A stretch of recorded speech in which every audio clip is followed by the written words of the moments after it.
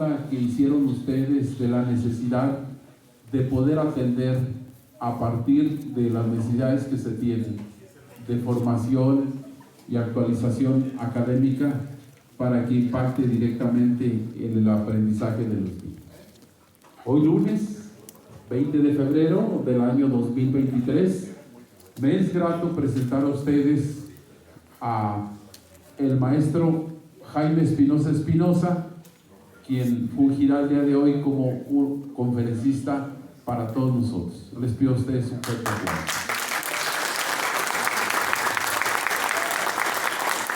Nuestro director regional federal, el maestro Gustavo Sánchez Bonilla, que se encuentra también aquí con nosotros.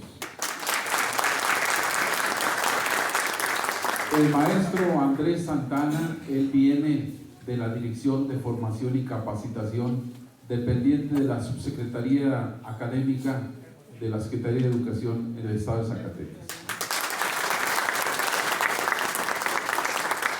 Bien.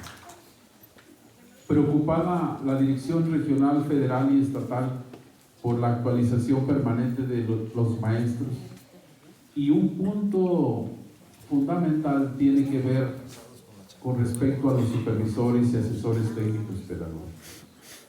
En la tercera sesión del Consejo Técnico surgió la inquietud de decir, maestro, ¿por qué únicamente en Río Grande hubo un evento de conferencistas y Fresnillo no se queda atrás? Tomando en cuenta ello, iniciamos el día de hoy con esta actividad académica, y que de acuerdo al proyecto que tiene la Dirección Federal y Estatal, se vienen cosas muy interesantes, muy interesantes, dignas de los maestros de la región de Fresnillo. Bien, quiero iniciar considerando que el Consejo Técnico, que es el órgano colegiado de mayor decisión técnico-pedagógica de cada escuela de educación básica, y es el encargado de tomar y ejecutar decisiones enfocadas a alcanzar al máximo logro los aprendizajes de los niños, las niñas y los adolescentes. De manera que se busque impulsar, por medio del Consejo Técnico Escolar, la mejora de logros educativos, así como atender diversos aspectos o problemáticas que se relacionan, tantos como la erradicación del rezago educativo, impulsar la lectura, la escritura, las matemáticas. Estas acciones requieren de la decisión e involucramiento de toda la estructura escolar para su adecuada ejecución y sus efectivos resultados. En el Consejo Técnico Escolar se busca reflexionar sobre la situación de cada escuela con el fin de analizar, compartir puntos de vista, estrategias, materiales y lecturas que ayudarán a la toma de decisiones para establecer una sola política de escuela siempre en beneficio de las niñas, los niños y los adolescentes. Bien, en la nueva escuela mexicana es la institución del Estado mexicano responsable de la realización del derecho a la educación en todo el trayecto, desde los 0 hasta los 23 años de edad de todos los mexicanos. Esta institución tiene como centro de formación integral los niños y los adolescentes, asimismo los jóvenes, y su objetivo es promover el aprendizaje de excelencia, inclusivo, pluricultural, colaborativo y equitativo a lo largo del trayecto de la formación, desde el nacimiento hasta la que concluya sus estudios, adoptando todas las regiones de nuestra República Mexicana. La educación así concebida debe ser para toda la vida, porque una vez concluido el ciclo escolar formal hasta la incorporación a la vida útil, desde la nueva escuela mexicana se ofrecerá para todas las edades conclusión de estudios, actualización, profesionalización, aprendizaje de los avances en el conocimiento y la certificación de competencias para las nuevas formas de producción y de servicio.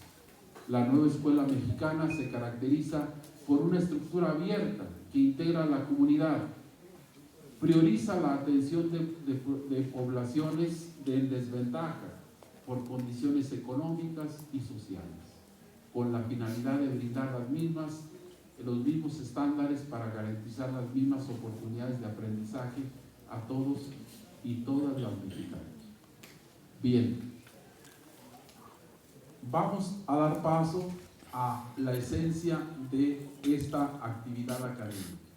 Tenemos la conferencia, el proyecto escolar, una alternativa para aprender a aprender.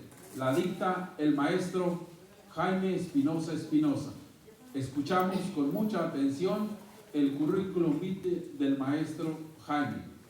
Adelante. Maestro Jaime Espinosa Espinosa nació en Cañitas de Felipe Pescador, Zacatecas, lugar donde cursó su educación primaria. Maestro normalista, egresado de la Escuela Normal Rural de San Marcos, Loreto, Zacatecas, en el año de 1971, donde también realizó su educación secundaria.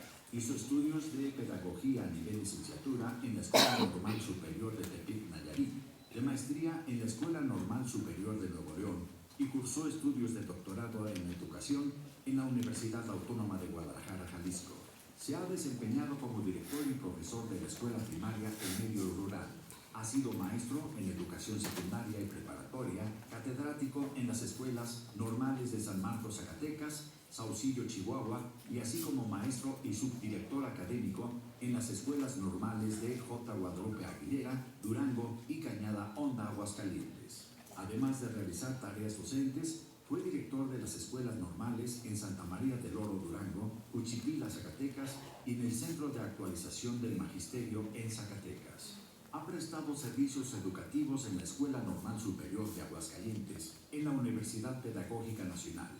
Fungió como director de esta institución en la Unidad Zacatecas y posteriormente fue director federal de educación primaria en el estado de Zacatecas. Ha sido docente en diversos programas de maestría para profesores en servicio y ha coordinado acciones de actualización de maestros en el estado de Zacatecas. Fue declarado a nivel nacional maestro distinguido, representando al estado de Zacatecas en 2 ocasiones, ante la 16ª Asamblea Nacional Plenaria del Consejo Nacional Técnico de Educación en 1988 y con motivo del Día Mundial del Docente en 1996. Se desempeñó como jefe del Departamento de Educación Normal en la Secretaría de Educación y Cultura.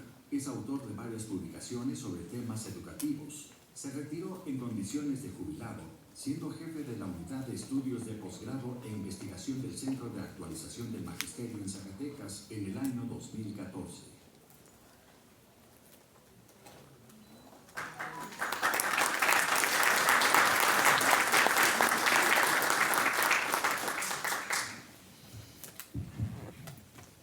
Supervisores, supervisoras, asesores y asesoras técnicos pedagógicos y autoridades educativas, iniciamos con esta conferencia dictada por el maestro Jaime Espinosa Espinosa, el proyecto escolar, una alternativa para aprender a aprender. Con ustedes, el maestro Jaime.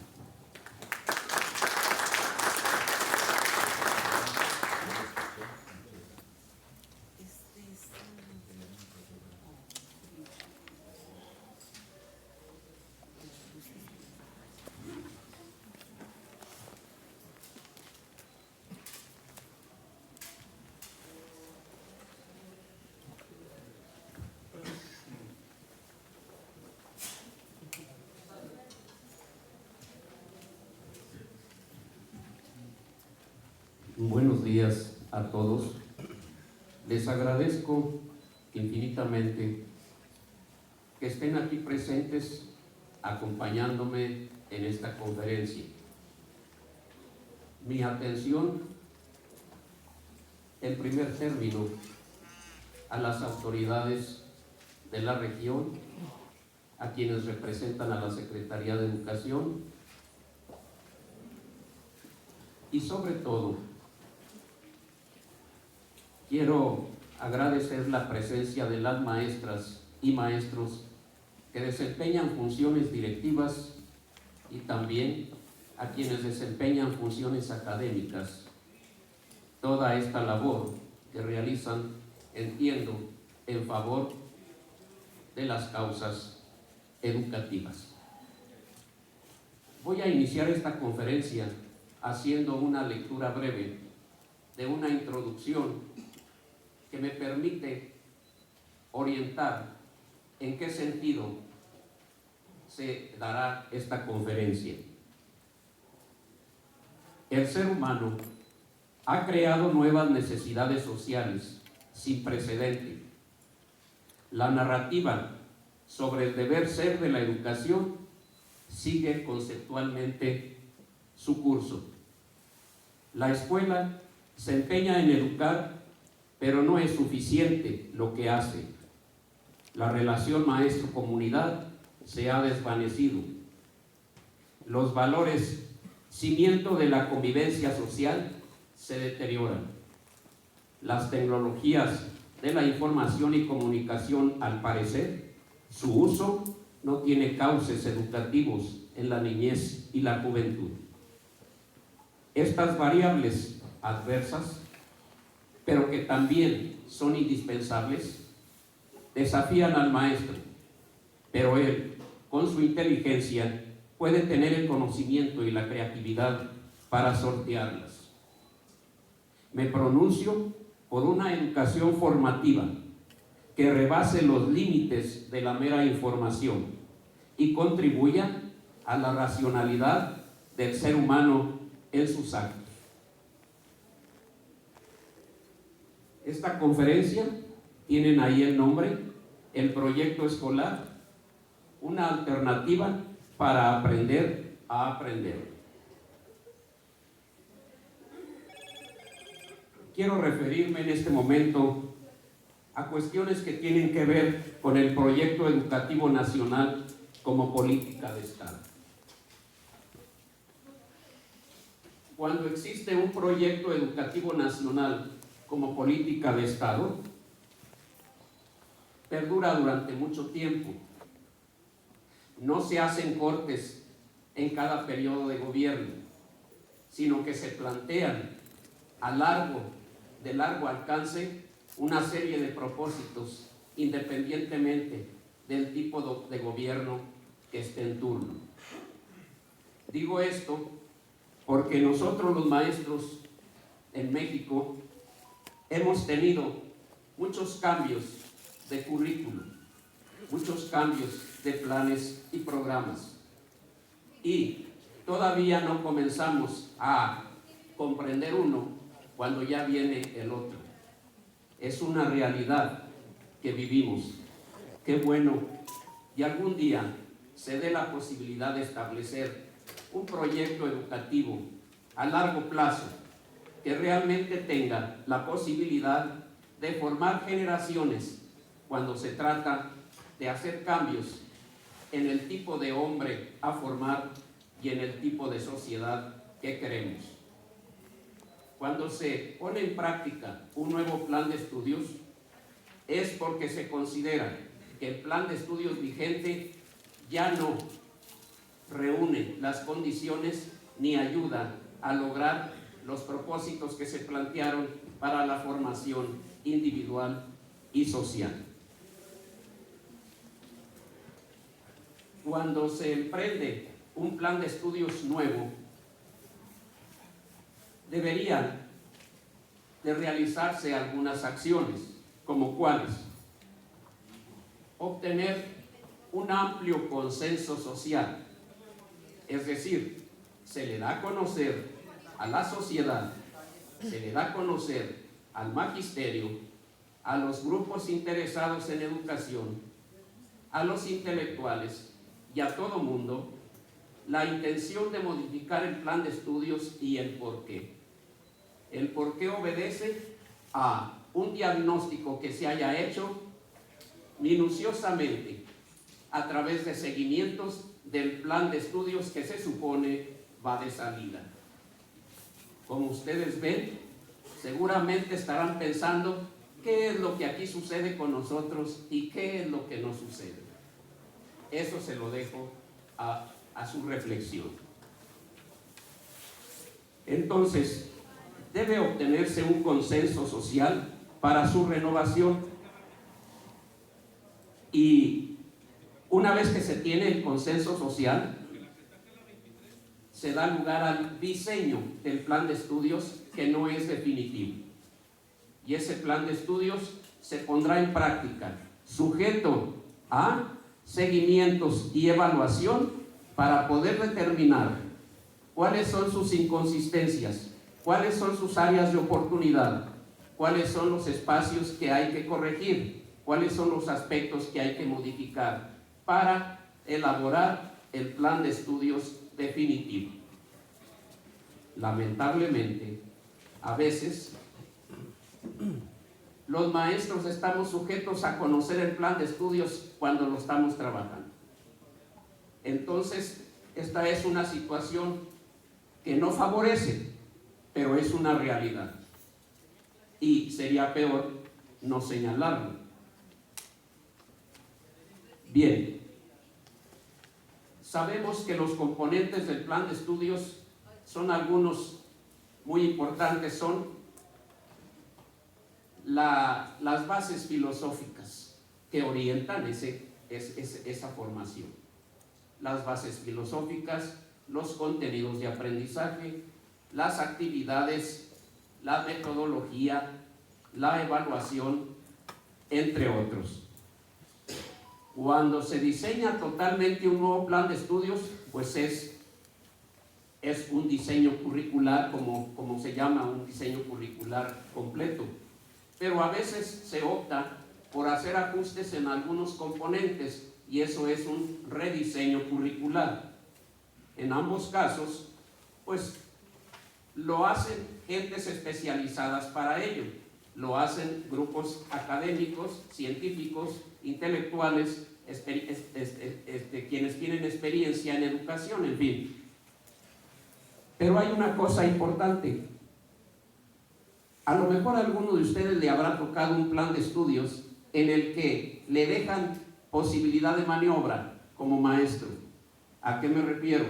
La posibilidad de maniobra es que quizás el maestro se le esté dejando el espacio para que haga el diseño de la parte operativa conforme lo vaya requiriendo, y que además tenga la posibilidad de incluirle contenidos de otra índole que tienen que ver con su ambiente regional y con su ambiente local.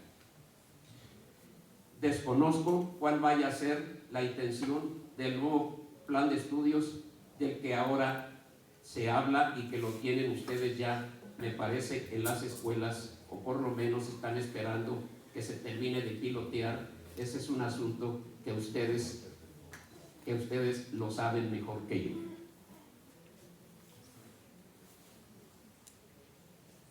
Pero educar a través de proyectos escolares es a lo que me quiero referir particularmente, porque tiene que ver con la esencia de este plan de estudios.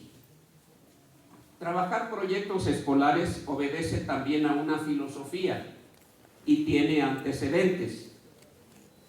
Formar desde la escuela la personalidad intelectual, moral y estética es una aspiración que viene desde la mitad del siglo XVIII, con la educación socialista en la Unión Soviética, que planteaba para lograrla una perspectiva integradora de la educación. Esta perspectiva integradora de la educación, más adelante vamos a ir, de alguna manera, si no lo tenían claro, vamos a ir comprendiendo, entendiendo cuál es la intención de la integración de contenidos, pero que sea una verdadera integración. Entonces, tendríamos ahí la primer proyección, la intención de lo que viene siendo educar por proyectos. Educar de manera integral, ahí lo tienen ustedes. ¿Qué podría comentar yo aquí? De lo que aquí se señala, debo decirles que lo tenemos plasmado en la Constitución y lo tenemos plasmado también en la Ley General de Educación. Esto entonces no es novedoso. Lo novedoso sería hacerlo en la práctica, llevarlo a cabo. Y bueno, pues por supuesto que a partir de un diseño, debe haber el diseño correspondiente, el diseño curricular correspondiente. Ahí llama la atención que se quiere un ser humano que sea sensible a los problemas de los demás, que tenga acciones de humanidad, que se solidarice con los problemas y las necesidades, que acompañe en acciones para la colectividad. Entonces, señalaría yo ahí nada más que se hace énfasis en que no se quiere un personaje meramente productivo.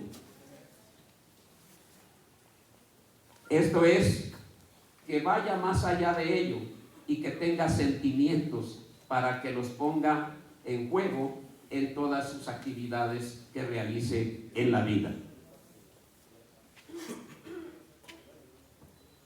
Otro antecedente de este tipo de educación integrada, quiero señalar el de la universidad. Bueno, antes de la Universidad Nacional Autónoma, con Lázaro Cárdenas, tuvimos en 1935-1945, tuvimos una propuesta educativa, precisamente con el método globalizador, tomando en cuenta como ejes que aglutinarían contenidos y actividades la naturaleza, el trabajo y la sociedad. En derredor de esto giraban todas las demás actividades programáticas y las metodologías correspondientes. Los hacía converger en torno a ello. Después, en la Universidad Nacional Autónoma de México, en 1970, se establece la enseñanza modular de los contenidos curriculares.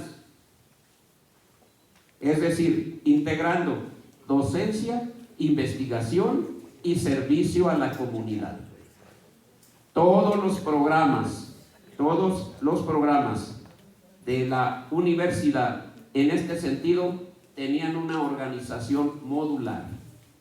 ¿Qué significa? En torno a estos tres ejes integradores, docencia, investigación y servicio, giraban todos los contenidos de aprendizaje y las actividades.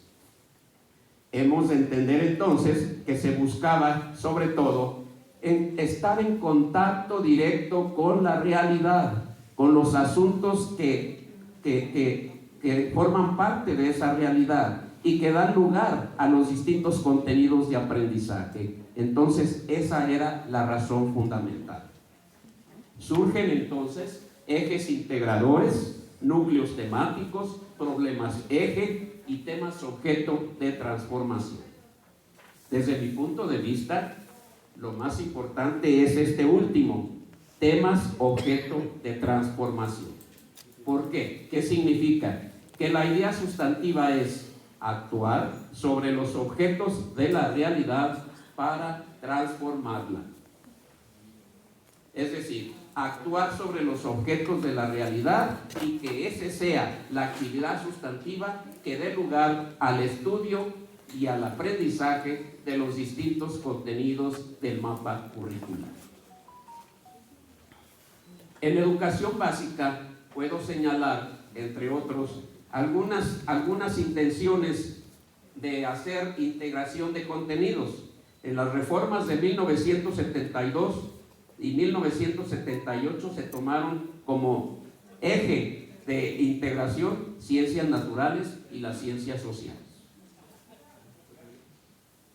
En 1989-1994, con la modernización educativa, se tomó el conocimiento del medio. Esto es lo social y lo natural. En 2011 se plantearon los campos formativos: exploración y comprensión del mundo natural y social. ¿Por qué lo natural? ¿Por qué lo social? Porque son grandes áreas cuyos campos científicos son los más propensos a establecer conexiones con otros contenidos. Por eso siempre se ha tomado como base las ciencias sociales y las ciencias naturales. Bien, con esta pequeña descripción de antecedentes que tiene que ver con trabajar por proyectos, trabajar proyectos educativos, pues entonces me permito plantear lo que yo entiendo por un proyecto escolar. Ahí lo tienen ustedes. Si es que el proyecto escolar es toda una experiencia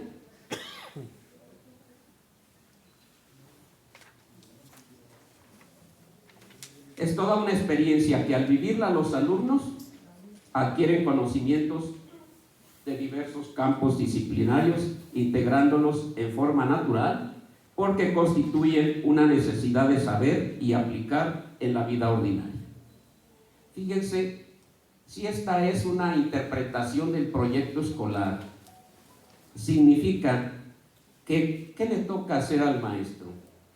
Le toca organizar el ambiente de aprendizaje en el aula, como es su función. Pero ese ambiente de aprendizaje en el aula tendrá que partir de un proyecto que interese a los alumnos, de un proyecto que atraiga su atención, de un proyecto en el que los alumnos se incorporen con voluntad. Pero entonces ese proyecto se trabaja introductoriamente para que el proyecto sea aceptado por los alumnos e inclusive a veces opinen y tomen decisiones y sugieran cómo hacerlo. Porque de esa manera los alumnos saben hacia dónde van, qué es lo que van a aprender y para qué quieren aprender lo que van a hacer. Entonces es muy importante eso, pero es una actividad del maestro, de la maestra, que tendría que hacer para preparar el terreno, y que cuando el terreno está preparado, los alumnos están dispuestos a transitar por todas las actividades del proyecto. Insisto, no importa que las actividades ellos las decidan en un sentido o en otro. El maestro lo que tiene que hacer es dar cauce a sus inquietudes para que se avance en el proyecto. Maestras, maestros, al margen de la ideología, en mi vida profesional yo siempre me pronuncié por una educación formativa y siempre he sostenido que estar convencido de lo que aprendo, por qué y para qué lo aprendo. Evitaríamos imponer el conocimiento desde afuera al sujeto que aprende, y éste sentiría la necesidad de aprenderlo. Se dice fácil, pero es un trabajo que tiene mucha importancia y que da lugar a una serie de responsabilidades compartidas del maestro y de los alumnos. Imagínense, maestras, maestros, imagínense aprender a fuerza lo que ni siquiera entiendo. Yo lo considero un asunto crucial que forma parte de la crisis en la escuela. Aprender a fuerza lo que ni siquiera entiendo. Ahí se va mucho tiempo, mucha pérdida de energías, mucha pérdida de pensarle, ¿verdad? Pero bueno, pues son asuntos para meditar. Quiero poner un ejemplo de lo que es formativo y de lo que no es. no porque ustedes no lo sepan, sino porque estamos en condición de darles a conocer precisamente lo que yo pienso al respecto y que ustedes lo acepten o lo renueven o lo modifiquen de acuerdo con su experiencia y también sus amplios conocimientos. Lograr un objetivo en la escuela es, por ejemplo, pronunciación y fluidez adecuados al leer un texto, respetando los signos de puntuación. Ese es un objetivo, pero si ustedes lo miran, pues no es como que todo lo que se requiere al leer. Es una parte, nada más, que pronuncie, que sea capaz de no titubear. Esa es una parte, una condición, pero no es suficiente. ¿Cuál sería un propósito? Comprender lo que leo, poderlo explicar y expresar mi opinión. Ese es un propósito. Cuando se logra ese propósito, quiere decir que el individuo lo hace suyo, sabe hacerlo en cualquier circunstancia. ¿Por qué? Porque ya forma parte del que aprende, ya es parte de lo que es él, ha logrado un propósito, ya no hay necesidad de ayudarle a que aprenda eso, porque ya es parte de lo que sabe hacer. Entonces ese es un propósito y eso es la educación formativa. Otro ejemplo, aplico una función digital en mi dispositivo electrónico y obtengo una respuesta que satisface mi necesidad inmediata. Ese es un objetivo, no es un propósito. ¿Cuál sería, en contraparte, un objetivo? Aplico mi capacidad de análisis al seleccionar información vía internet y la utilizo para argumentar una exposición que hago frente a los colegas, frente a los compañeros. Fíjense ustedes, un propósito sería ese. Un objetivo sería abrir la computadora con el primer tema que me encuentre, ahí anoto lo que me parece que debo anotar. Si es que es mucho, pues hago lo posible porque sea poquito, ¿verdad? Y bueno, pues ya lo registro, lo anoto y ya, lo llevo a quien corresponde, ¿verdad? Ya está la tarea, si es que se lo dejaron de tarea.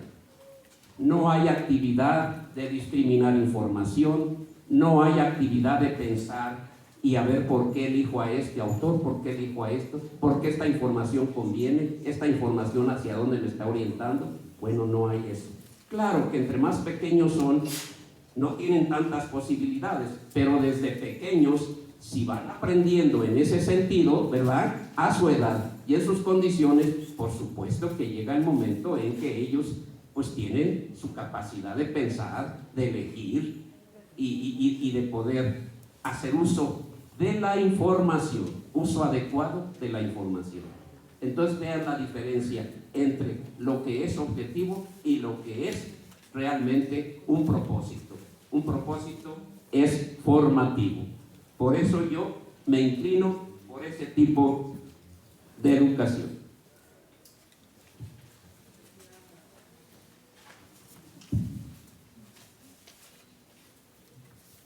Pero para trabajar en proyectos, maestros, para trabajar en proyectos, pues a mí me surgen algunas inquietudes y hago reflexiones y las quiero hacer con ustedes en este momento. Porque para trabajar proyectos no es así nada más decir voy a trabajar proyectos y ya me voy a poner a hacer. Necesita también formar parte de nuestra cotidianeidad, es decir, necesita formar parte de nosotros. Entonces yo hago las siguientes reflexiones, a ver qué les parece. Venimos de una cultura en la que se enseña y se aprenden contenidos aislados, no vinculados entre sí. Seguimos la secuencia del programa en el orden establecido y cuidamos no alterarlo, porque si lo alteramos sentimos que el techo se nos viene encima o sentimos que algo se descompone. ¿Sí? Tendríamos que tener la idea de que se puede aprender del programa algo que está más adelante y no importa, se está aprendiendo porque el proyecto escolar que se organizó para este tiempo da lugar a que se aprenda aquello. Y no vamos a esperar el momento en que lleguemos a tal fecha para poderlo hacer. Son cambios que tienen que realizarse. No hemos vivenciado de manera ordinaria la relación natural de unos contenidos y otros.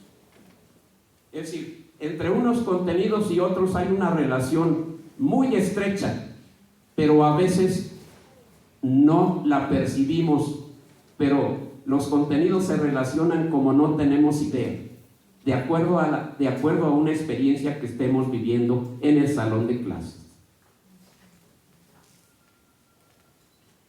Las formas de trabajo en el aula son lineales, esquemáticas y cerradas.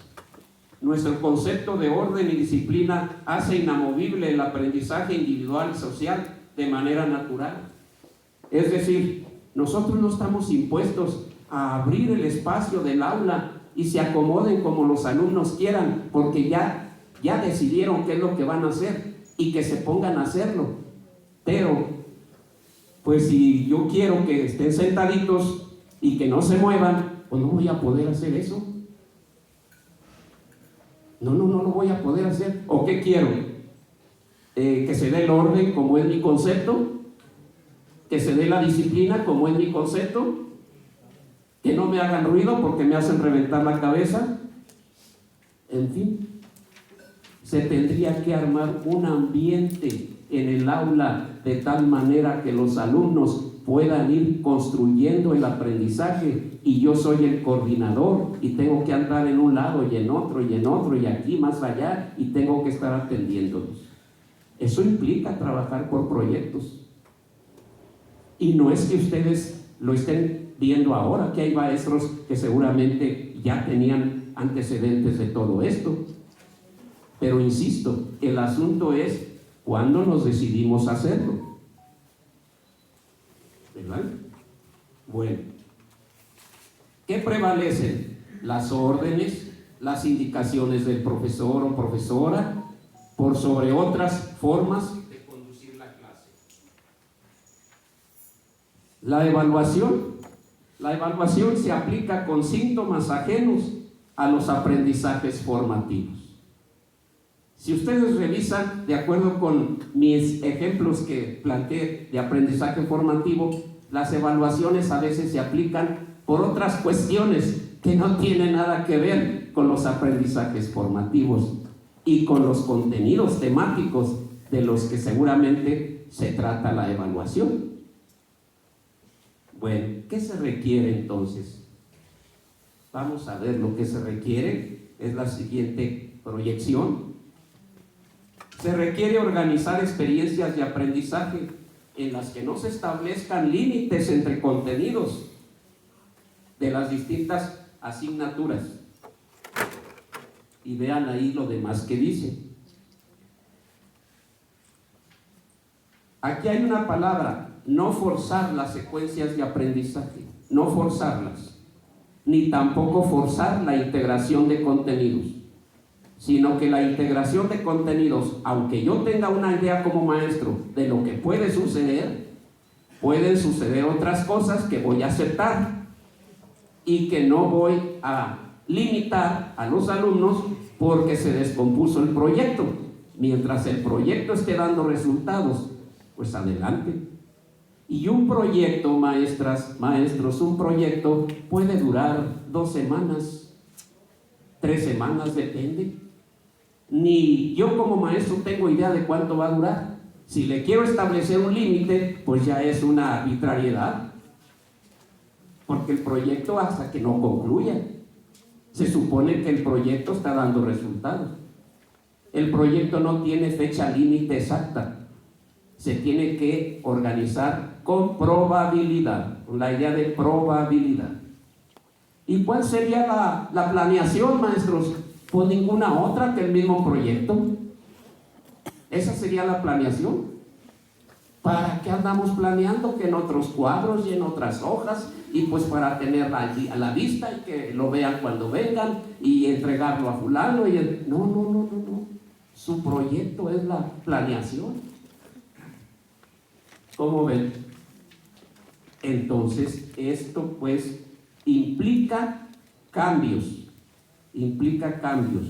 que tenemos que asumirlos si es que queremos, ¿verdad? Y que tenemos que ir caminando poco a poco para cambiar paradigmas que tenemos, para cambiar formas de hacer, formas de ser, y que me obliga a hacer una docencia pues con ciertas distinciones a las que regularmente yo había hecho.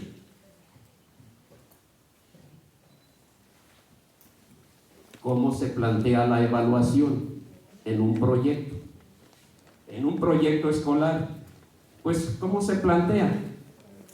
Reconociendo permanentemente los desaciertos que se cometen. ¿Pero cuáles desaciertos? Los de la docencia del maestro y los del aprendizaje de los alumnos. Esto con la idea de ¿qué? De reorientar las acciones, de hacerle la lucha, de modificar y buscar los resultados que esperamos. Así tendría que ser la evaluación, antes de declarar una calificación de quién reprueba y quién no. O de cuánto tiene este alumno, esta alumna, cuánto tiene este alumno. Es decir, antes de eso está en último lugar. Ese es un asunto meramente administrativo y todos ustedes lo saben. Es un asunto que tiene que manejarse, por supuesto, pero tiene que ver con un símbolo que nos indica la obtención de un grado, la obtención de un semestre, la obtención de una unidad, la calificación. Pero eso no es lo importante. Lo importante es hacer que la evaluación nos ayude a encontrar situaciones que debo corregir, que debo modificar, que la evaluación sea un permanente seguimiento del cual yo pueda obtener como maestro y los mismos alumnos se den cuenta en dónde fallan, por qué fallan. Pero no se los digo yo, busquemos la manera de hacer que ellos mismos vayan reconociendo lo que no hacen bien y por qué no lo hicieron. En la medida que eso se vaya dando, maestro, podemos ir caminando poco a poco hacia una formación muy distinta a la que nosotros estamos acostumbrados.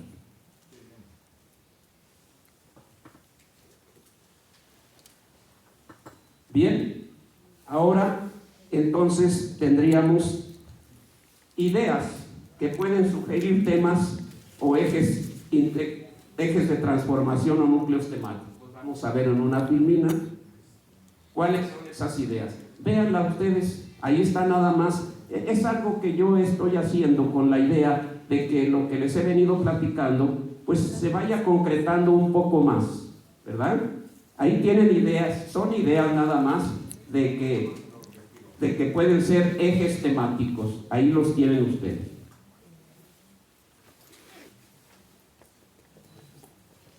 Si ustedes ven cada idea nos da muchas posibilidades de aprender.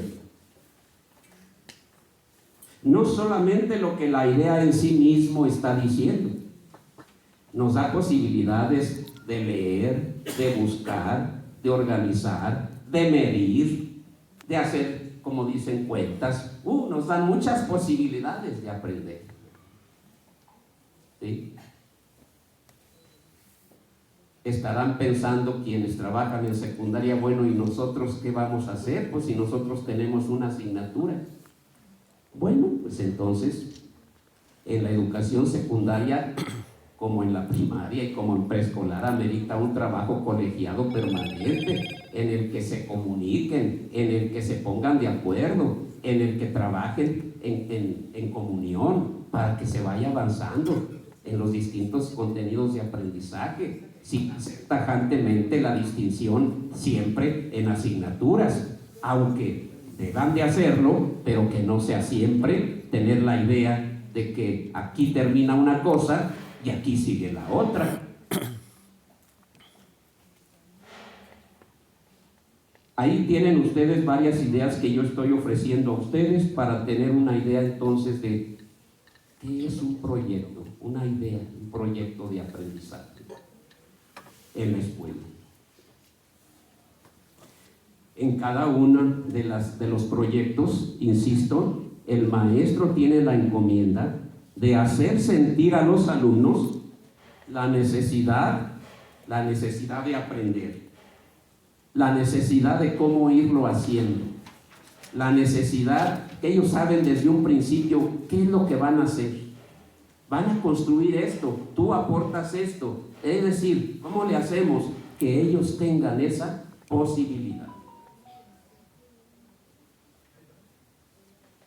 Bien.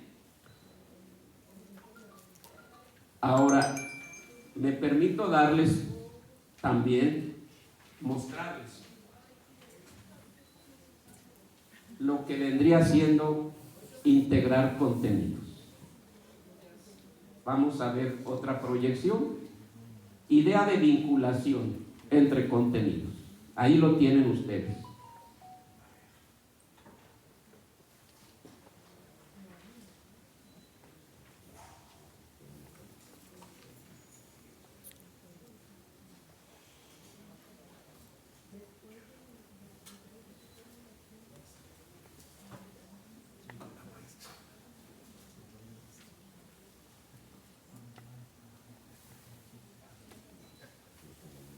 Entonces, maestras, maestros, no basta con saber identificar pueblos, ciudades y regiones en un mapa. Eso podría ser un objetivo, pero sería la base para aprender otras cosas más. Más bien vale plantear propósitos. Resulta formativo comprender que las plantas se producen en tierras cuyos componentes favorecen ciertos tipos de cultivo, que hacen a los pueblos elevar sus ingresos económicos y la autoestima de las personas, que se refleja en las costumbres y tradiciones. Fíjense todo lo que se puede ver ahí en términos de contenidos de aprendizaje. Entonces, algunos maestros, si antes terminaban antes del año porque ya no hallaban qué hacer, digo algunos que conocí, pues entonces ahora con proyectos a lo mejor a medio año ya terminaron, ¿verdad? Pero no es la idea. No es la idea. Y si acaso llegara a suceder algo parecido, ¿sí? Pues entonces lo que tendrían que hacer es reconocer ahora lo que no fue posible, que no quedaron bases suficientes para que puedan ir a las siguientes etapas de preparación, ¿verdad? Y organizar otros proyectos, ¿verdad? No le hace que falten 2 meses, ¿sí?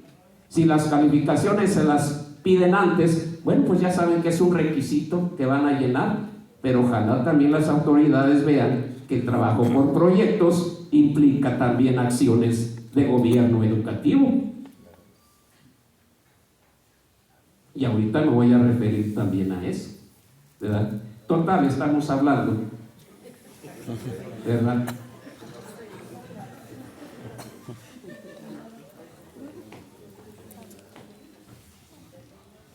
¿Cuál es la función de la autoridad educativa para favorecer la puesta en práctica de proyectos educativos? A partir de consultas y diagnósticos, explicar a los maestros, padres de familia y sociedad en general los argumentos y la intencionalidad de los cambios a planes y programas de estudio, a fin de poner en claro el tipo de ciudadano que se desea formar desde la escuela y hacerlo con oportunidad, es decir, dar esta información con oportunidad antes de darles los planes de estudio para que ya los trabajen. ¿Sí? Es pues siquiera saberlo está bueno, ¿no? Bien, ¿qué más? La autoridad, promover actividades teórico-prácticas permanentemente entre docentes, con la intención de orientar la docencia en el sentido profesional que requieren los cambios en contenidos y enfoques pedagógicos. Miren, maestros, yo cuando estuve más en contacto con los maestros, yo siempre les expresaba que mi idea de actualizarse, la idea de modificarse y de mejorar su trabajo, no es tanto ir a asistir a conferencias como esta que vinieron conmigo. No es tanto asistir a tal simposio, a tal evento, porque no crean que salen tan iluminados. Lo más importante, no digo que no se hagan, o sea, sí se aprende algo, ¿sí?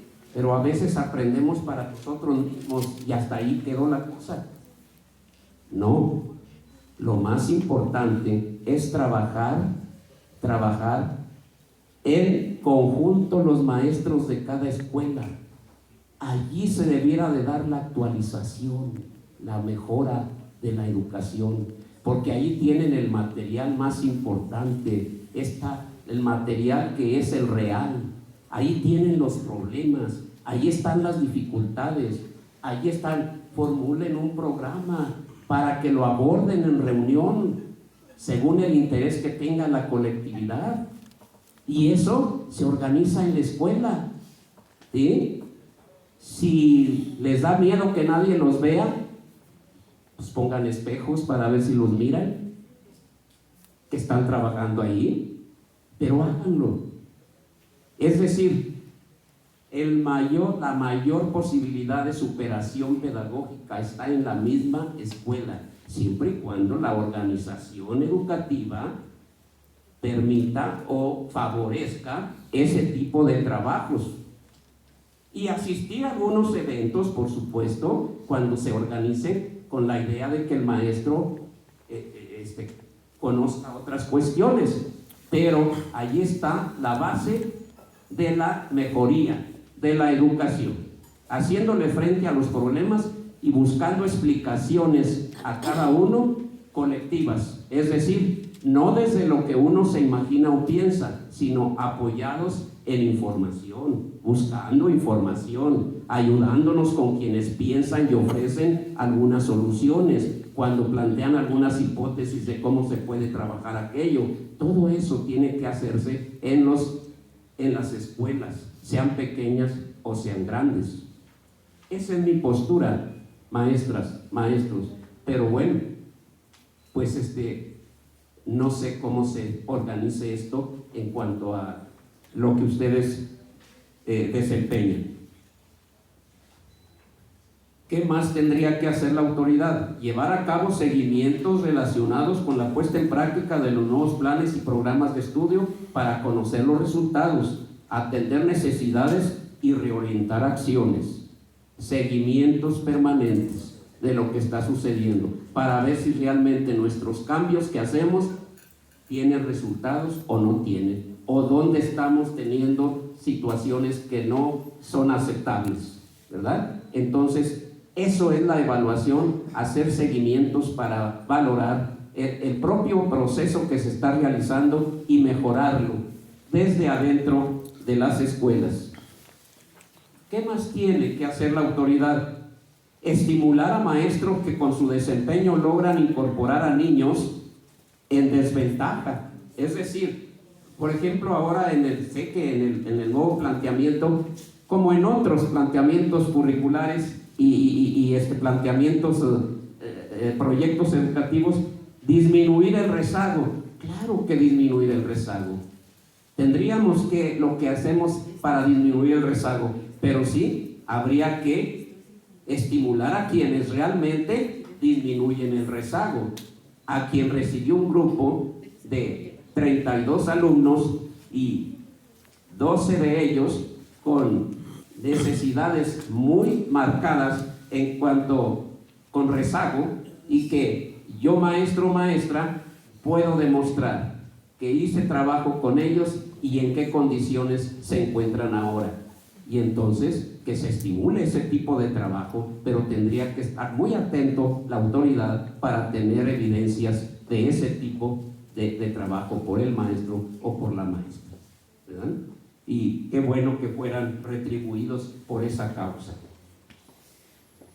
Finalmente, la autoridad tendría que cambiar los formalismos administrativos de evaluación y que no privilegien solo la entrega de calificaciones en tiempo y forma. Ahora, si esa entrega de calificaciones no puede ser de otra manera, pues trabajemos en nuestra mente de que al entregar calificaciones no hemos terminado el curso. Trabajemos en nuestra mente pues que hicimos un procedimiento administrativo con lo que teníamos, pero que hay todavía trabajo por hacer a través de proyectos, ¿verdad? Y no demos por sentado que porque ya entregamos calificaciones ya todo terminó y nos organicemos para hacer la fiesta con mucha anticipación. Digo, si es que va a haber fiesta, ¿verdad? Porque a veces ahora ya ni podemos hacer fiestas, ¿verdad?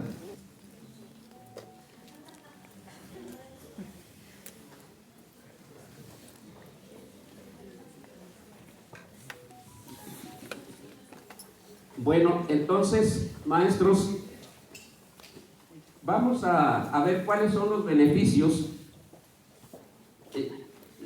Tienen que cambiar muchas cosas en este sentido, maestros. Hay que cambiar muchas cosas, pero no nada más el maestro que está en el salón de clases.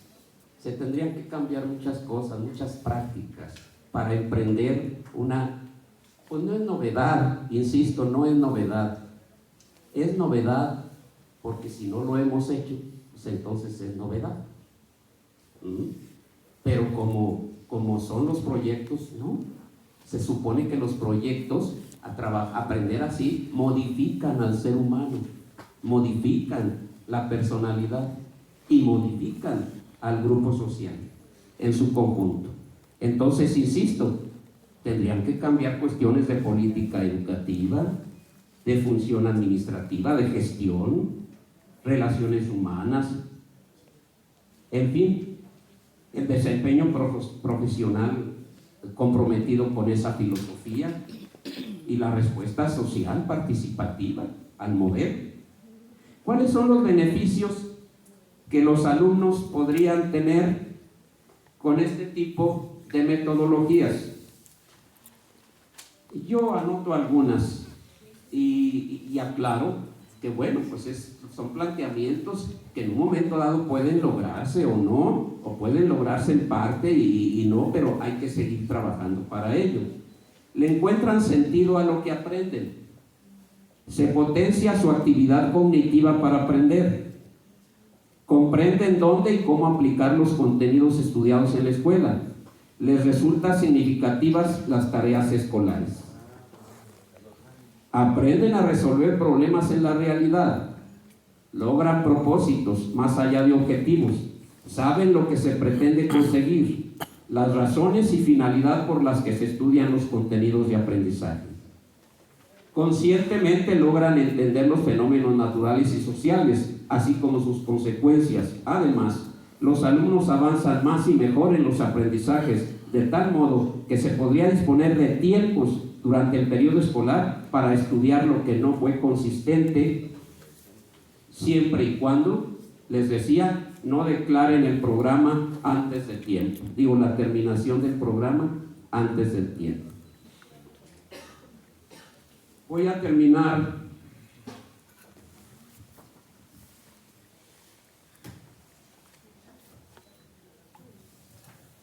terminar esta conferencia haciendo comentarios en relación a la docencia. Creo que tenemos por ahí una proyección de la docencia.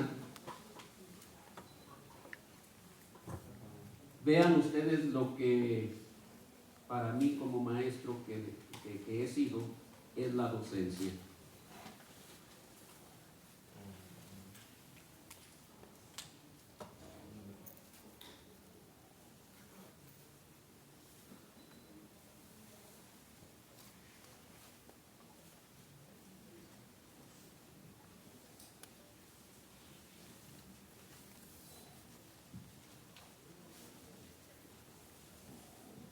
Bien, si esto es la docencia, pasemos entonces a ver en el diseño del proyecto escolar cómo se concretan las relaciones pedagógicas, que es un concepto del que yo he escrito y he hablado, porque a mí me parece que las relaciones pedagógicas constituyen en realidad la docencia. A veces se cumplen unas y no otras, pero eso es cuestión de valorar qué estamos haciendo y qué nos faltaría por hacer. Ahí están las relaciones pedagógicas que se enumeran en 5. La primera, la relación maestro-alumno. Esa siempre estará presente, no en un solo momento de la clase. La relación maestro-alumno es constante en función de cómo va realizándose la dinámica.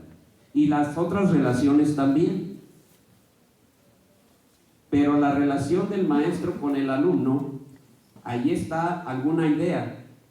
¿Cómo se relaciona el maestro cuando se dirige a los alumnos para que hagan algo que les permita aprender? Son sus modos de dirigirse a los alumnos, actitud que asume para lograr su disposición a las tareas de aprendizaje. Fíjense ustedes, una cosa que a veces pensamos que no tiene mucho que ver, pero sí.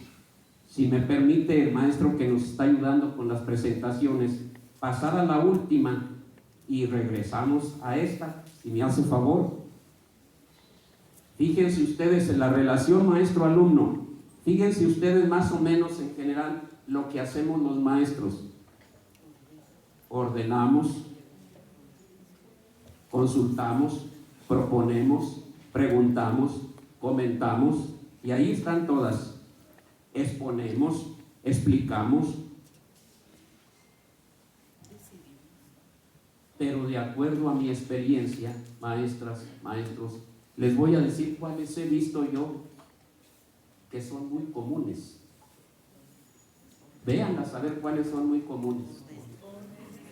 Ahí vean. ¿Sí? Yo tuve la oportunidad de ver maestros trabajar con mucho respeto, pero tuve maestros que vi trabajar y fíjense que pues nada más preguntaban y ordenaban. Y tan, se acabó. Entonces, imagínense el hecho de trabajar de ese modo, ¿qué efecto tiene en la formación del alumno? Entonces, está claro allí cuáles serían, no las únicas, ¿verdad? Pero cuáles serían las más recurrentes si ponemos en práctica proyectos de aprendizaje. Pues algunas que a algunos de nosotros no nos gustan mucho. Consultar a los alumnos, porque para consultarlos tengo que presentarles opciones, ¿verdad? Y ya tuve que pensarle, ya tuve que trabajar antes, por lo que les voy a presentar para consultarles qué es lo que quieren hacer y cómo lo quieren hacer. Proponerles, pues también, yo como maestro, pues también, yo propongo. ¿Y qué les parece? ¿Verdad? Pero fíjense cómo es otra manera de establecer la relación con los alumnos.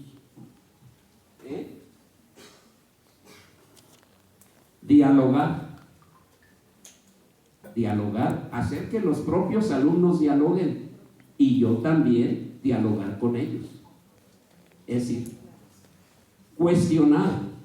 Es importante cuestionar para que los alumnos se pongan a pensar, pero yo como maestro tengo que hacer mis cuestionamientos previos para lograr resultados, porque si cuando estoy con el grupo ahí me lo estoy inventando, pues a lo mejor los cuestionamientos no son tan efectivos como si los hubiera pensado yo antes. ¿Por qué? Porque se hacen cuestionamientos para lograr determinados resultados. Problematizar, meter a los alumnos en procesos, problematizando para que ellos puedan estar buscando soluciones, para que ellos propongan y hagan sus juicios. Se pueden equivocar, no importa, no importa. Si aprender es equivocarme y volver a hacer. Aprender es equivocarme, reconocer por qué y hacerle la lucha de hacerlo distinto. Eso es aprender. Aprender no es algo que a la primera vez ya lo entendí y ya lo tengo aprendido. No, eso no es. Entonces, conflictuar a los alumnos. Volvamos entonces, si me hace favor el maestro, volvamos a la proyección anterior. Ahí están las otras relaciones pedagógicas que se dan en el salón de clases. Insisto, aquí están anotadas una y una, separándolas para hacerlas distinguir de lo que es una y de lo que es otra. Pero no quiere decir que primero vaya una, después vaya la otra. No, es que se dan según las circunstancias y de acuerdo a la naturaleza del proceso como se va siguiendo, y pueden estarse repitiendo en los momentos en que sea necesario. Pero finalmente, maestras, maestros, finalmente la docencia esto es. Y nosotros tendríamos que valorar si nos acercamos a la docencia en lo que hacemos, o estaría bien hacer otras cosas que no hacemos. Entonces, ahí está. La segunda que está aquí anotada, la relación contenido-método. Pues es que siempre el maestro o la maestra buscará la forma de cómo hacerle para que los alumnos se dispongan a aprender. ¿En qué consiste lo que yo voy a hacer? Entonces, conduce a intercambios colaborativos, estimula la búsqueda de información, los diálogos, promueve valerse de recursos materiales y no materiales, que los recursos no solamente el maestro o la maestra tiene que proveerlos, sino que los mismos alumnos también, en la medida que se incorporen, son capaces de pensar y de sugerir qué es lo que pueden llevar al aula para que les sirva para aprender. Es decir, la relación contenido-método. De acuerdo al contenido, será el método que habrá que seguir.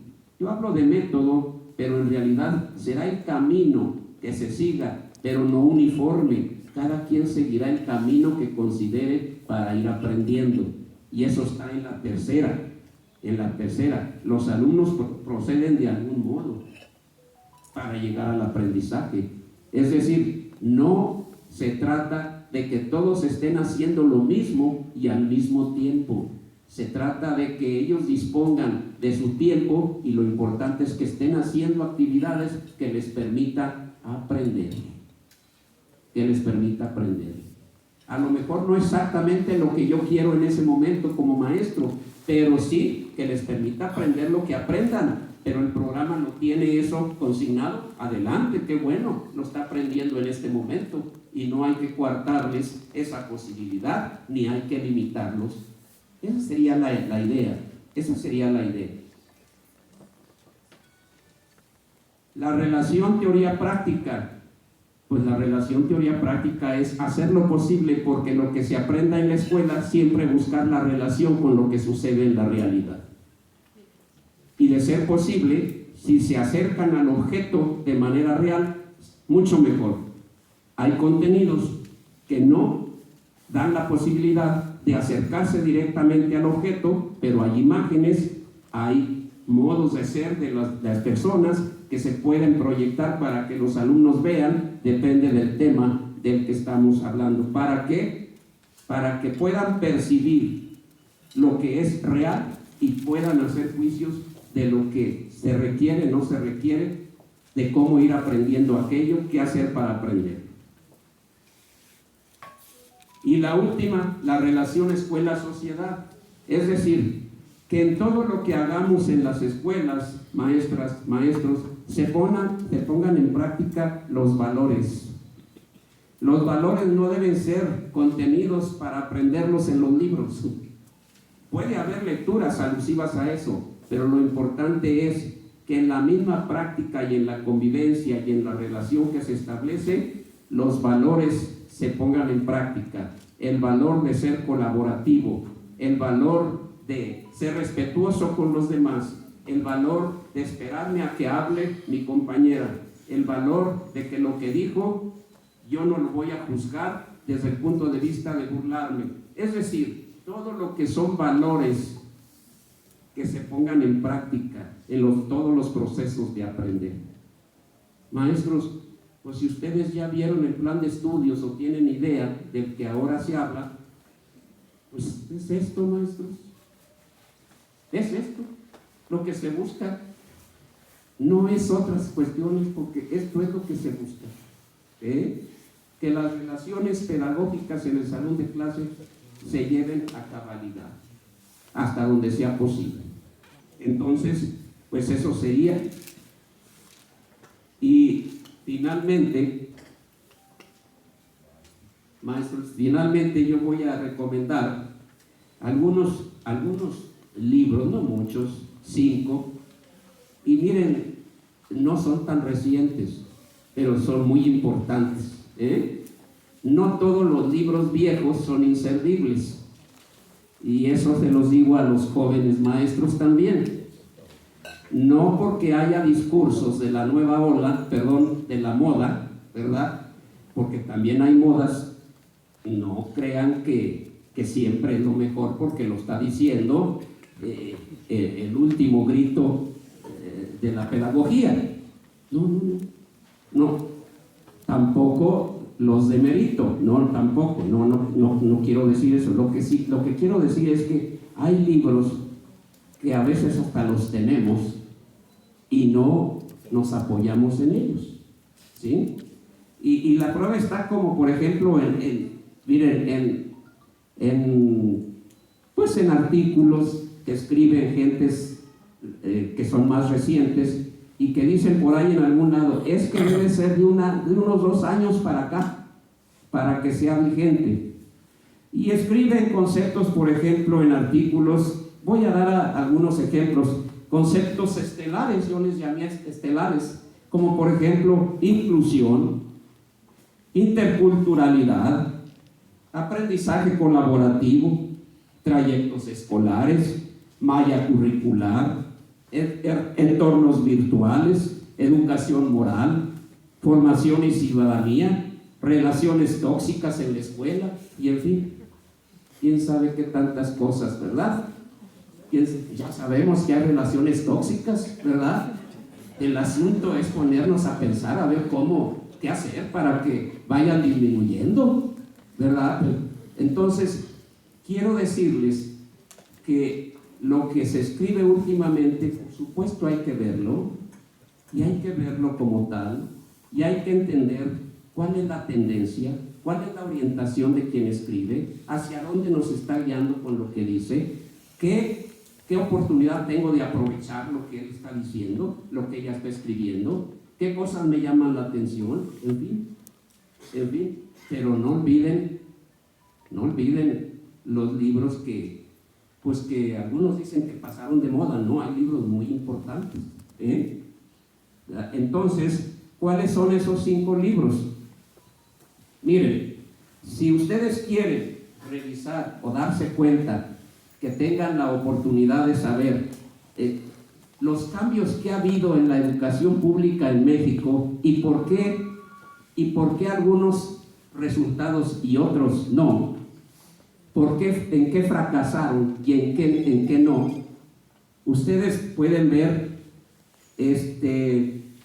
Historia de la Educación Pública en México, de Fernando Solana y otros autores.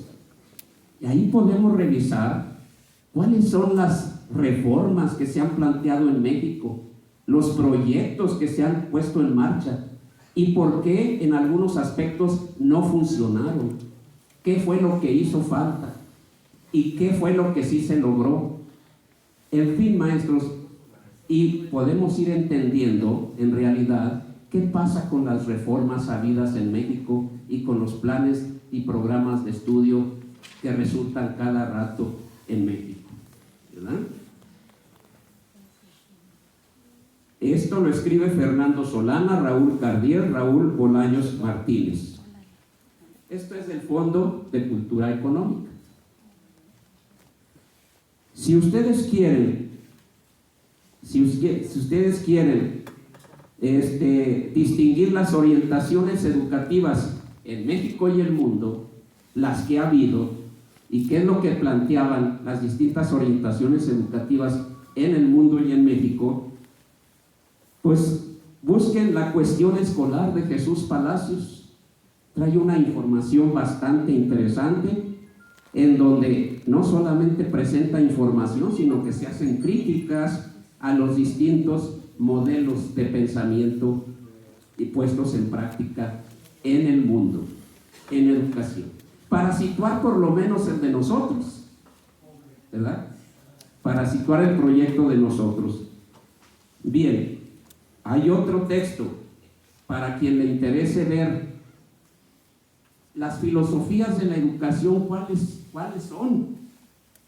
¿Qué dice una? ¿Qué plantea una? ¿Cuáles son los supuestos de otra? Y esta otra, ¿cuáles son los supuestos de acuerdo a las filosofías distintas de la educación?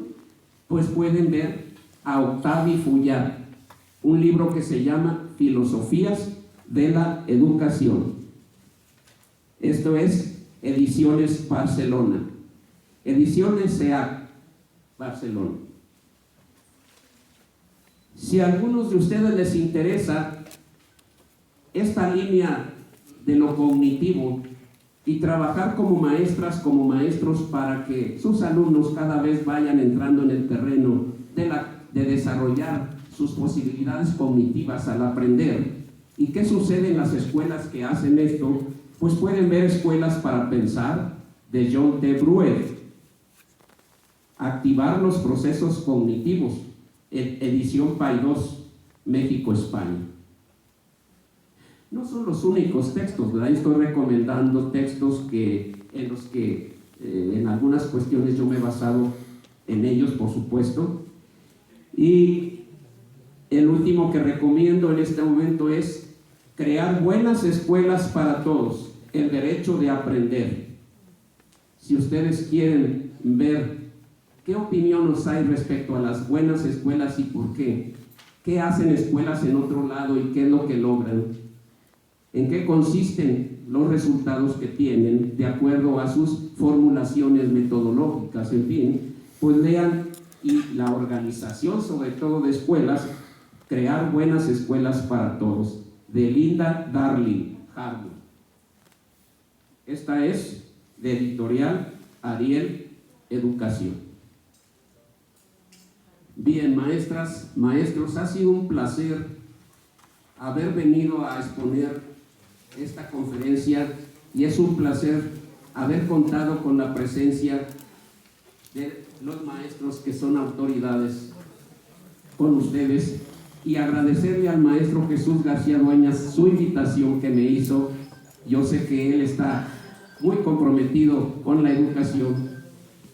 Le agradezco su invitación, a ustedes su presencia, su tolerancia para escucharme, y finalmente, si las cuestiones básicas de esta conferencia les interesa a alguien de ustedes, pónganse en comunicación con el maestro Jesús García Dueñas para que tengan la conferencia, no exactamente como yo dije todo, pero sí tienen las bases de lo que yo manejé aquí en la conferencia. Si a alguien le interesa, acuerdan con él para que él se las mande. Ya ve que ahora ya no se necesitan papeles, ya nada más apretarle un botón y ya lo tienen ustedes, ¿verdad? Entonces ya se pondrán de acuerdo.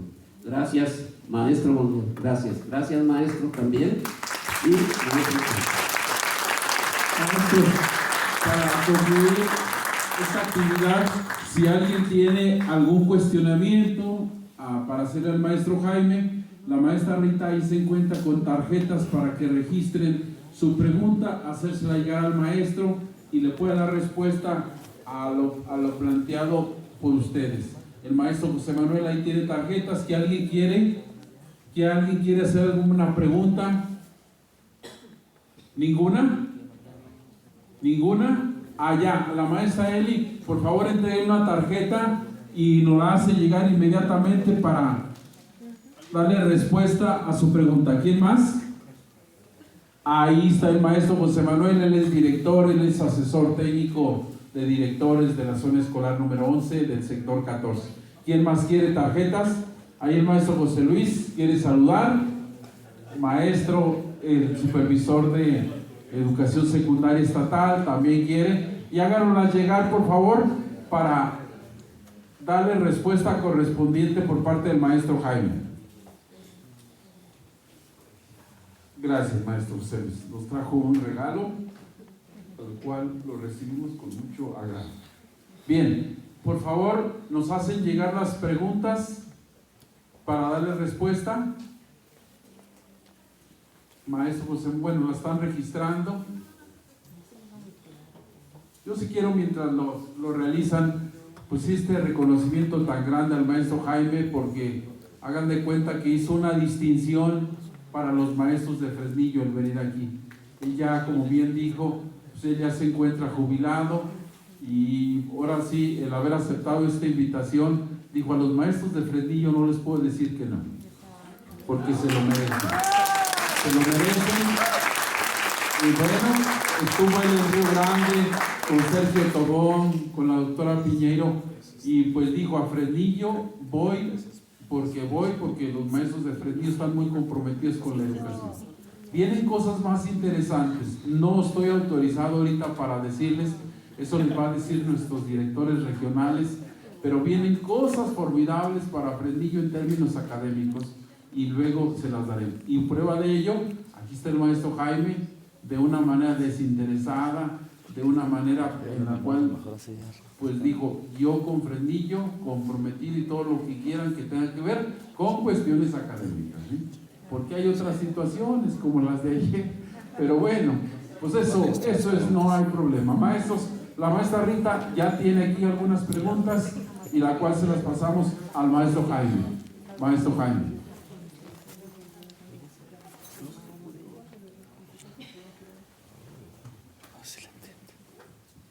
Bueno, pues este es un comentario en relación a mi conferencia. Muchas gracias.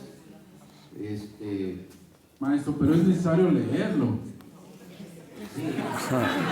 Yo se lo leo porque él no quiere. No, es que si nos llevamos mucho tiempo de que vengan, es que allá, no porque vaya a dar respuesta, sino le hago la lucha de dar mi punto de vista, ¿verdad? Gracias, maestro. Es que viene ahí un halago hacia el maestro y no quiere dar a conocer. Si no nos llevamos rato, ¿verdad? Y Maestro José entonces, Manuel. el halago para mí es que ustedes estén escuchando. Ese es el mejor halago, ¿verdad? Bien, así que muchas gracias. Aquí tenemos otra, maestro. Es la última.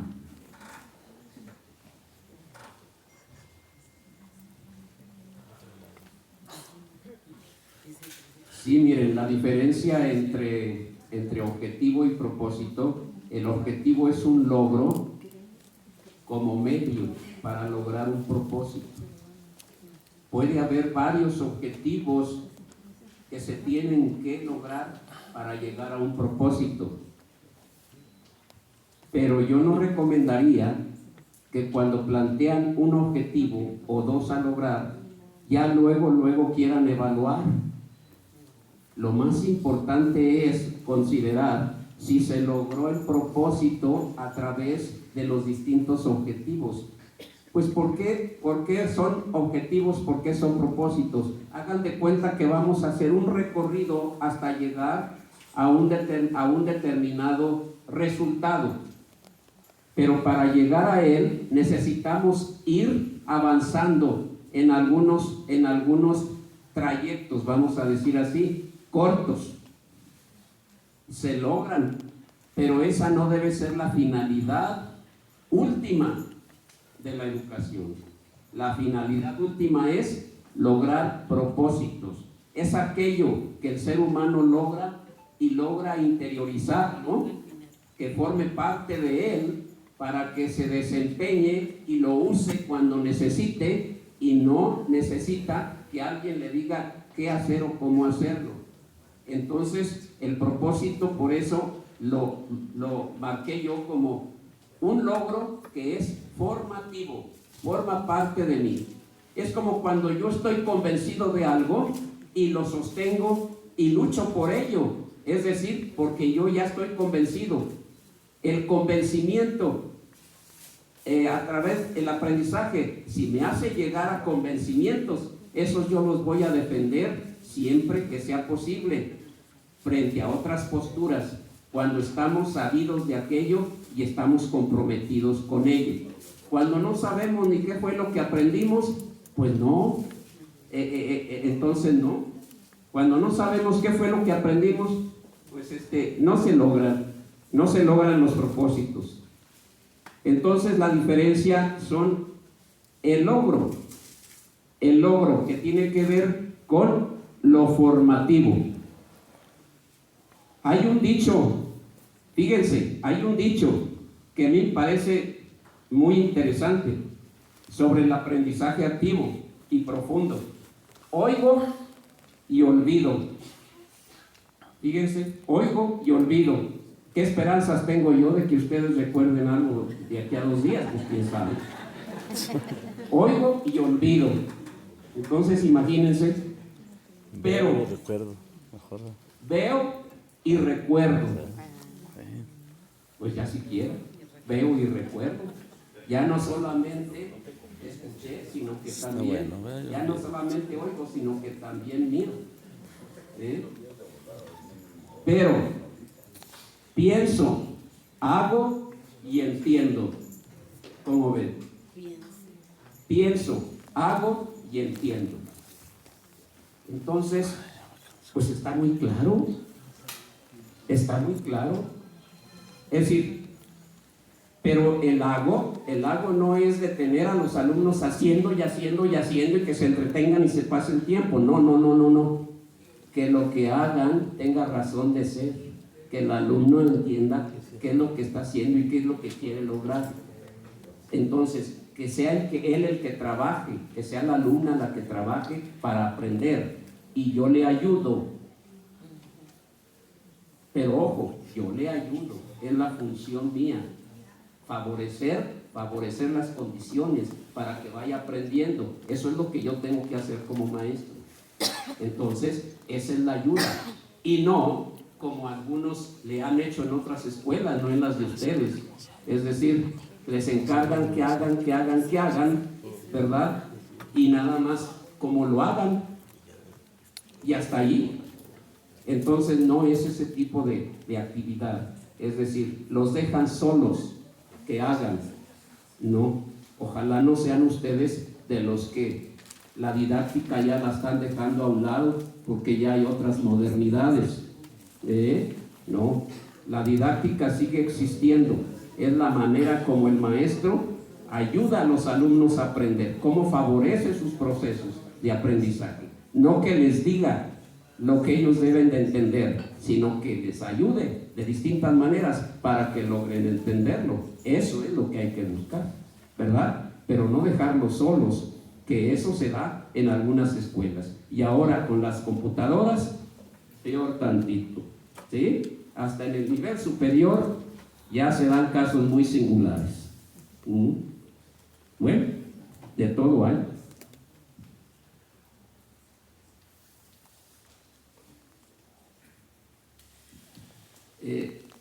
El alumno, ¿qué decide en su proceso de enseñanza?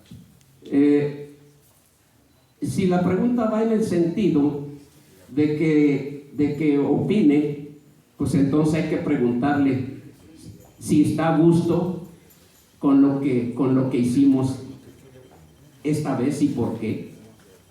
Si está de acuerdo en lo que yo hago como maestro de él o de ella.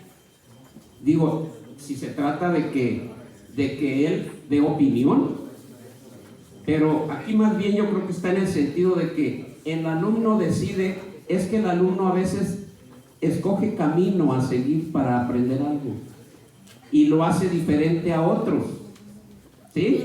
Bueno, en tanto veamos que está haciendo, que lo que está haciendo le puede dar resultado, pues hay que dejarlo. Si vemos que pues, se puede equivocar, hay que dejarlo que se equivoque para que se dé cuenta y no decirle, oye, no, así no, de este otro modo.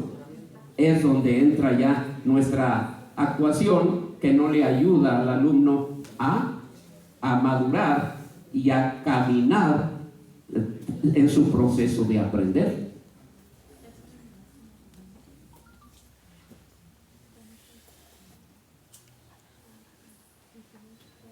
Sobre las evidencias de enseñar, las evidencias de aprender, no, pues es muy importante. Las evidencias de aprender en los alumnos son muchas. Son lo que hagan en sus cuadernos, lo que formulen, lo que proyecten, lo que construyan. Esas son las evidencias de aprender. Todo lo que el alumno haga para aprender son evidencias. Y esas nos dan idea de si el alumno está caminando en sentido adecuado o me doy cuenta que no, pero lo puedo dejar para que él mismo, luego me entrevisto con él para ayudarle a entender en qué momento él se equivocó sin que yo se lo tenga que decir directamente, hacer la lucha de que él mismo lo reconozca. Entonces las evidencias son muy importantes, maestros. Las evidencias son tan importantes que nos permiten dar a conocer los resultados educativos.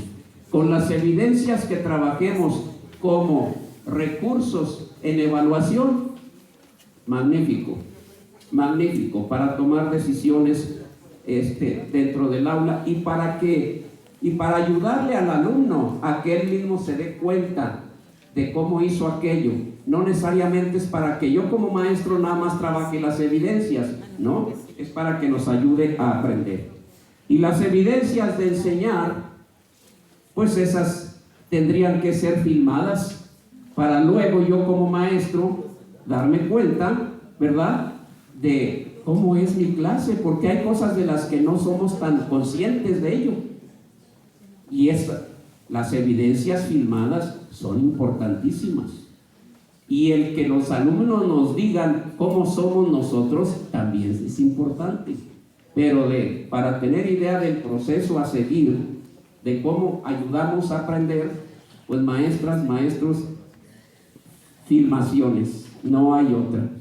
Filmaciones o a veces grabaciones, porque ahí se graban diálogos, pero los diálogos nada más nos da idea de lo que hubo, pero no nos da otras evidencias que nos da una filmación. Claro, de vez en cuando no nos vamos a estar filmando todos los días, ¿verdad? Pero sí es bueno eso, hacer ese tipo de ejercicios, ¿verdad? Claro, a veces no podemos con los alumnos, por mucho menos con la filmación, ¿verdad? O filmamos o damos clase, o sea, no sé qué, ¿verdad? Pero somos muy abusados a veces y sí podemos buscarle la forma de que yo quede por ahí, como decían antes, retratado y vea ver lo que hago, lo que hago, cómo procedo. ¿Bien?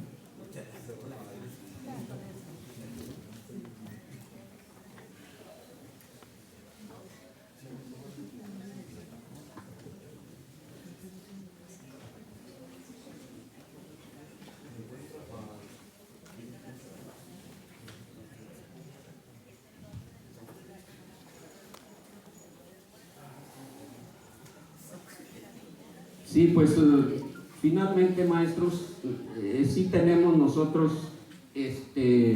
tenemos estereotipos. Recuerden que la docencia tiene mucho de hacer lo que vimos en nuestros maestros. Hay mucha imitación, ¿vale? Como que nos marcó en algún sentido algunos de los maestros que tuvimos, y la docencia a veces se reproduce, muchas veces se reproduce porque así lo vimos. Y yo diría que la docencia tiene que irse construyendo conforme se va teniendo circunstancias. Hay que ir buscando esa posibilidad. Lo que es cómo enseñar no se aprende en algún lado, uno lo tiene que ir desarrollando y tiene que estar en la idea de que lo que hacemos puede ser mejorado, de que no no es cierto que lo que hacemos ya es para toda la vida. No, tiene que mejorarse porque los procesos, la sociedad avanza en otros sentidos y tiene una serie de requerimientos. Entonces, pues sí, hay formas de ser maestro que para cambiarlas no es fácil, y menos cuando ya somos grandes, como yo, por ejemplo, ¿verdad? Ya entre más grandes somos, más dificultades hay para hacer cambios en nuestra vida. Pero si hay fuerza de voluntad, si hay disposición y sobre todo, si aquí hay convencimiento de que yo tengo que hacer lo posible por modificar ciertos patrones que tengo, ¿sí? Poco a poco lo puedo ir haciendo, poco a poco. Pero tiene que ver con mi manera de pensar. Primero ahí, para tomar decisiones en el sentido que consideramos mejor y modificar lo que no hacemos bien, porque todo mundo estamos sujetos a equivocarnos. Gracias. A continuación, maestros, el maestro Gustavo Sánchez Bonilla